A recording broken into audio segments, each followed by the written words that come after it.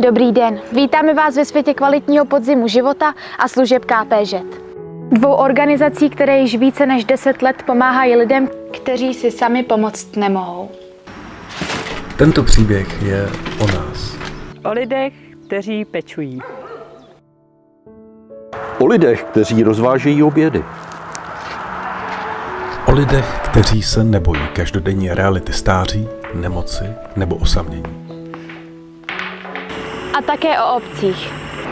Bez jejichž podpory by tento projekt nikdy nevznikl. Naším cílem dnes není jen informovat, ale také poděkovat a připomenout, že za každou službou stojí konkrétní člověk s příběhem a za každou úsměvnou tváří klienta stojí někdo z našeho týmu. Naše služby jsme za ty roky výrazně rozšířili.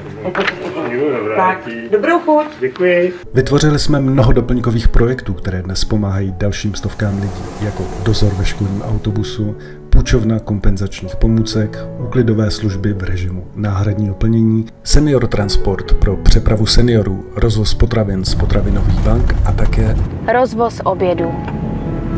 Při rozvážení obědů má každý klient svoje specifické potřeby a podmínky.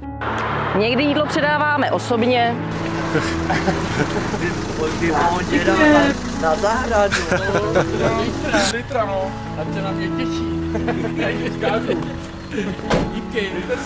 Jindy necháváme na výslovné přání klienta na smluveném místě. A nebo doneseme klientovi přímo až na stůl. Fungujeme výhradně tam, kde máme podporu ze strany obcí. Spolupráce s nimi je klíčová a my si ji nesmírně vážíme. Díky ní se nám podařilo rozšířit naši působnost na území Prahy Západ, Prahu Libuš, Písnici, Lysolaje a nově začínáme pokrývat i Prahu Východ. A právě díky této spolupráci můžeme nadále růst a nabízet služby i dalším obcím v dostupném okolí. pod značkou Kvalitní podzim života zajišťujeme sociální péči. Docházíme za klienty přímo do jejich domovů a poskytujeme podporu na míru. Může jít o podání jídla, pomoc s hygienou, doprovod k lékaři, A nebo jen prosté lidské slovo. Mám ráda společnost a holky z KPŽ pravidelně je. Kvalitní podzim života a služby KPŽ jsou víc než jen dvě organizace. Jsme most mezi obcemi a lidmi, kteří potřebují pomoc. Jsme důkazem, že i malé týmy mohou dělat velké věci. Děkujeme všem obcím, které s námi spolupracují. Díky vám můžeme pomáhat tam, kde je to opravdu potřeba.